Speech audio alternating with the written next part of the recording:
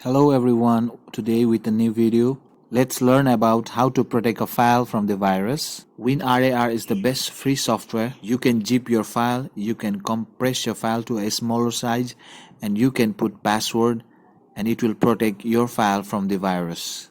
This is how the WinRAR software looks like. I will give you the download link in the description below. Installation process is very easy. Let's zip the file for now. This file is 8.77 MB. I will zip this file and put password. Right click and click on add to add zip. And then after click on the zip option.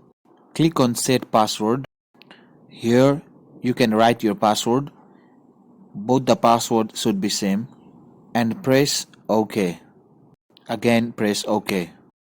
Your file will be zipped and this is how the zip file will look like. Your file is totally compact and protected from the virus, and also the security is strong in this WinRAR. To all the viewers, please do like and subscribe my channel. Now let's check the file. Double click the zip file.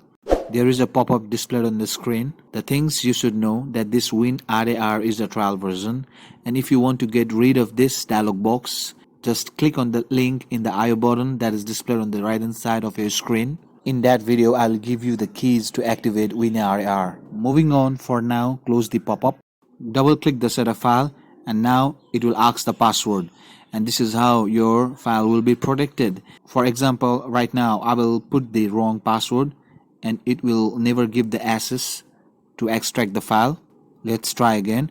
I will extract the file to the desktop. Click on extract and select the desktop and press OK. Your file will be extracted on the desktop.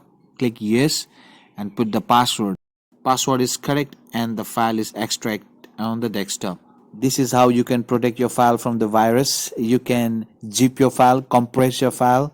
If you have any queries regarding Windows error and technical error, you can just follow me on Instagram and message me there. Also join my group in the Telegram for latest software. Thank you for watching my video. Don't forget to like and subscribe my channel. We will meet again in the next video.